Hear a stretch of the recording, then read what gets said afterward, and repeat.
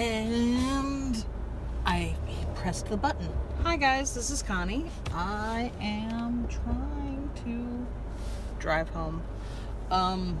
It's 11:30 in the morning on Friday, and I get a little bit irresponsible when Mustachio graciously takes baby bear Tryon.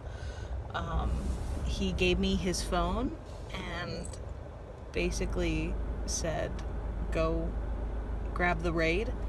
And the raid was at 9:45.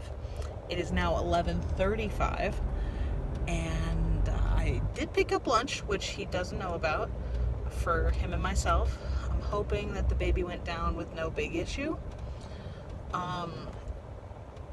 And I could play Pokemon Go all day long, but adulting and responsibilities.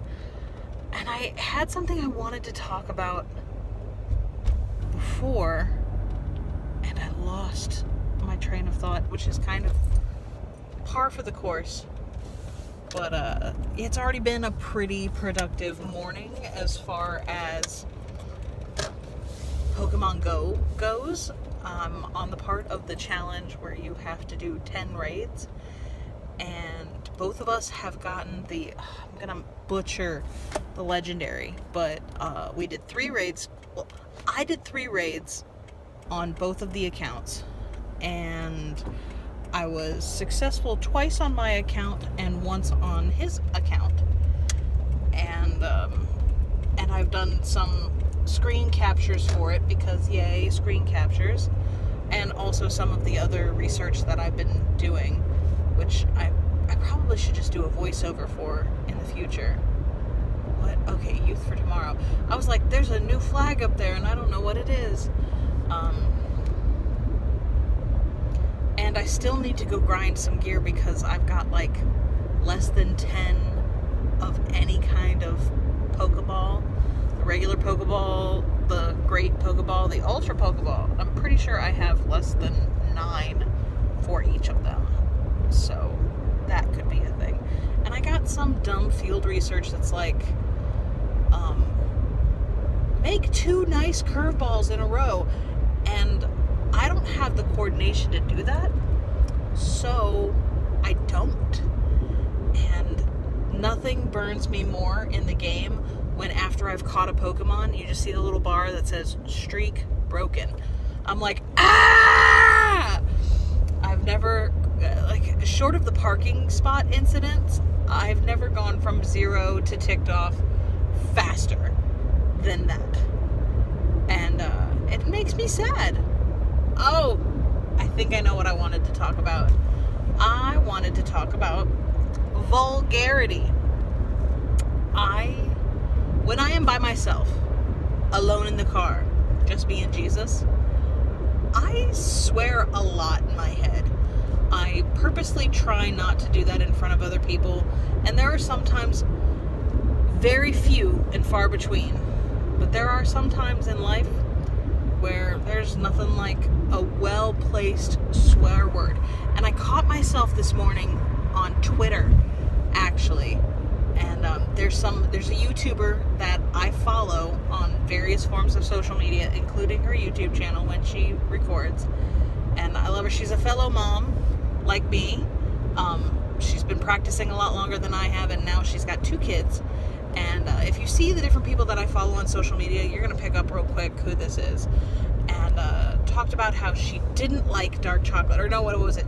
She said, can we all agree that dark chocolate is just garbage? And my first response wanted to be like, you shut your dirty whore mouth. I love dark chocolate. And I was like, that's really mean. Like, I'm starting to learn a lot about responsibility on social media. Not that I've had to learn lessons on this.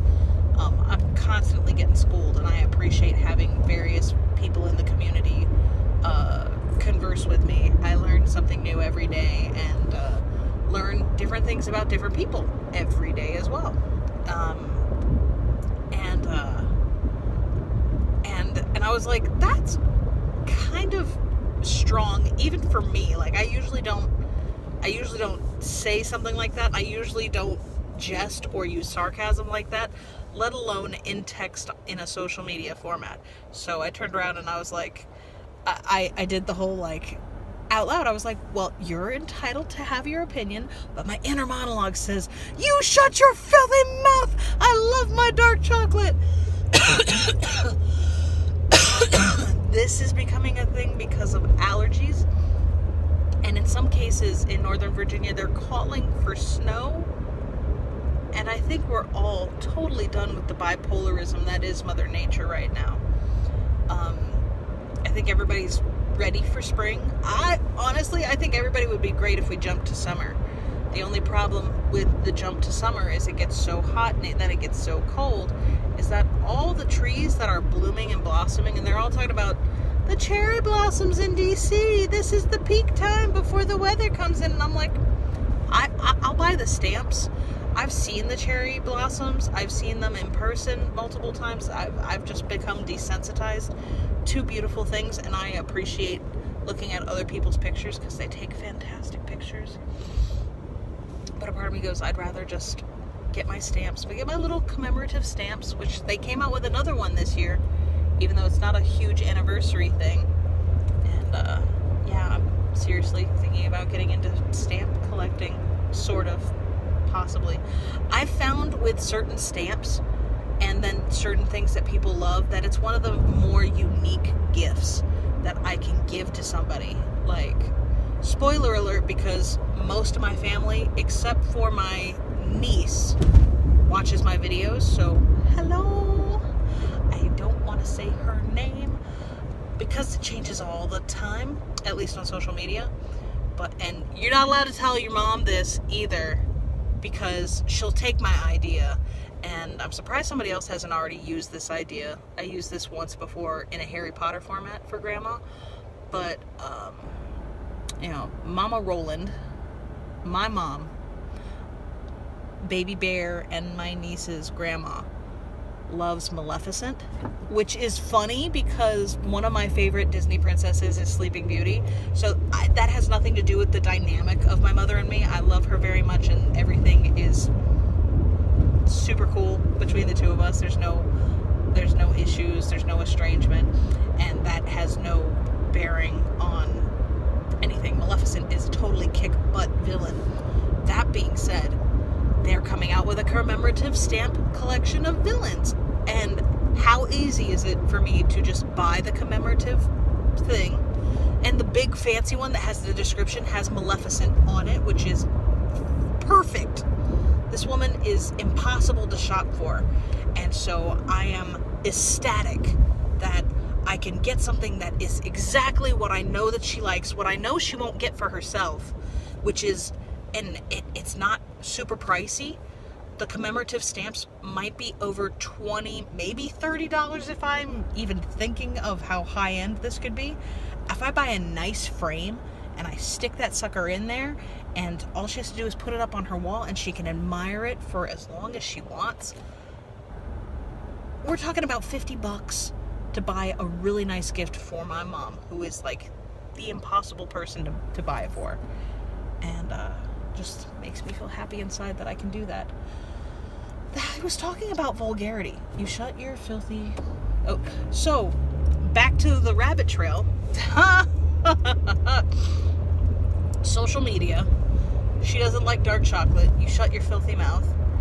Is what I ended up saying in the text, because let's be thoughtful and responsible, which I am trying to do more and more every day. And remember that, like, social media personalities, YouTube personalities are people too. And like, I actually admire this woman, and the last thing I want to do is say something that's going to come off rude or offensive, or the last thing I want to do is start anything. But I also know that it could be misinterpreted in a text. And it was probably the most thoughtful moment in social media that I've had in recent history.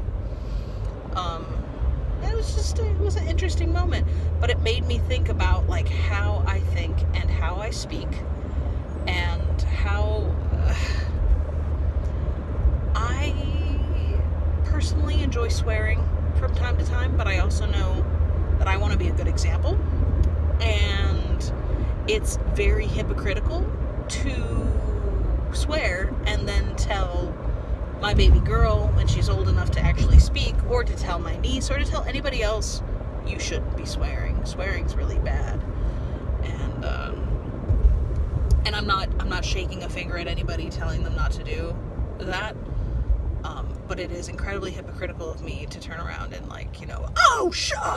say whatever it is I'm trying to say. I try to be a lot more clever than that in most cases, and it's been interesting because it's been an exercise in my brain to try my best to not default into that kind of vocabulary. And it's just one of those random struggles that I didn't think would be as difficult as it apparently has become. Because there are definitely some moments where I'm just like,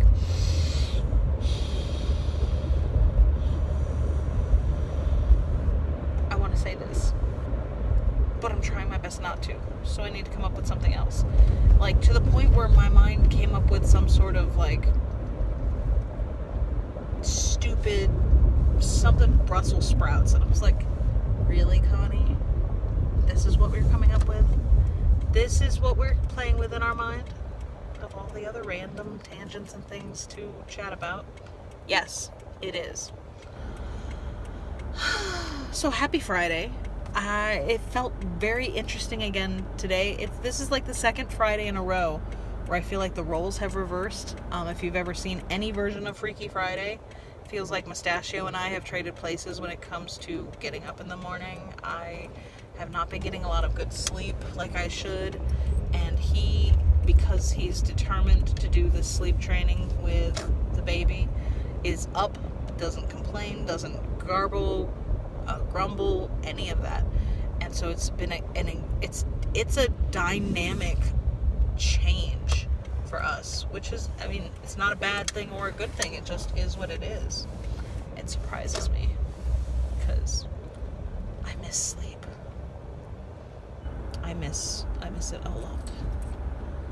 I long for sleep more than I have in my entire life, which just kind of makes me chuckle because I know how vital it is to how I function now more than ever, because they're not as bad as they used to be, but these were so bad. There's only one thing that makes them better. I don't care what you say about your cosmetics. Sleep makes the eyes feel so much better. I'm parked. I'm going home. I'm going to have a wonderful rest of the day. It's not even the afternoon yet. Yay, productivity. But hopefully I will read some chapters, and until then, I hope you enjoy this babbling. Be careful with that and enjoy, please and thank you. And have a fantastic Friday. Yay! Feel free to babble some more in the comments and be kind, because that is a choice that I'm choosing to make today and every day as best as I possibly can. Goodbye.